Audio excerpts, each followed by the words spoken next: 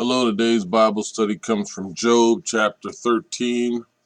As always stated prior to reading, get to a church that has Bible study or Sunday school where the word can be broken down and shared with you for an easier understanding.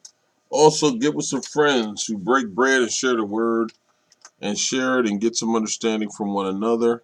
Get you a Bible that you can read. There are numerous versions from King James to NIV. Get the one that best suits you.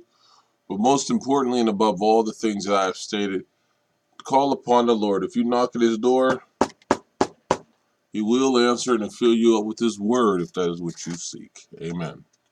Job chapter 13 reads as follows. My eyes have seen all this. My ears have heard and understood it. What you know, I also know. I am not inferior to you, but I desire to speak to the Almighty and to argue my case with God. You, however, smear me with lies. You are worthless physicians, all of you. If only you would be altogether silent, for you, that would be wisdom. Hear now my argument. Listen to the pleas of my lips. Will you speak wickedly on God's behalf? Will you speak deceitfully for him? Will you show him partiality? Will you argue the case for God? Would it turn out well if he examined you? Could you deceive him as you might deceive a mortal? He will surely call you to account.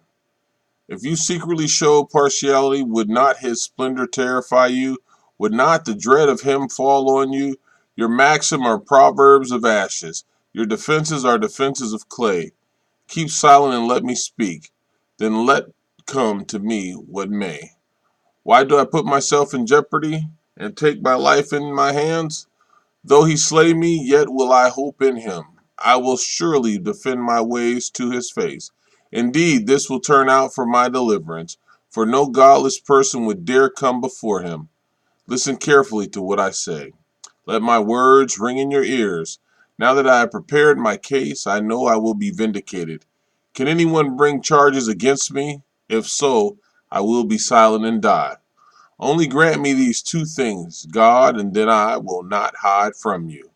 Withdraw your hand far from me, and stop frightening me with your terrors.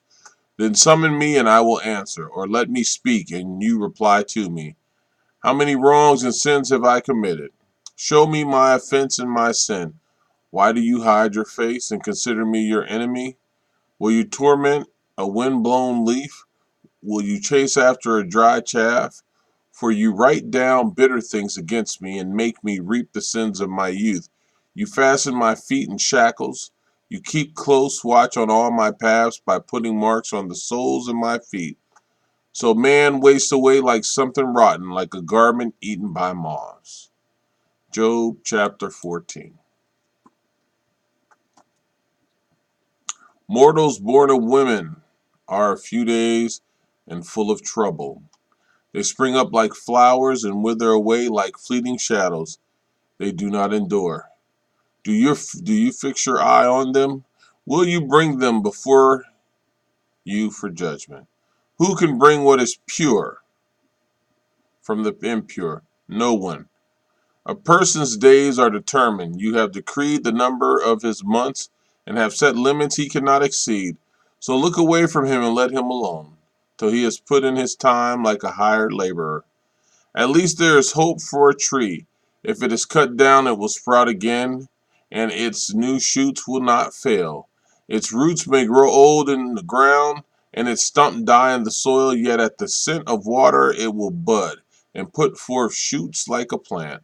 But a man dies and is laid low. He breathes his last and is no more. As the water of a lake dries up, or a riverbed becomes parched and dry, so he lies down and does not rise. Till the heavens are no more, people will not awake, or be roused from their sleep. If only you would hide me in the grave and conceal me till your anger has passed.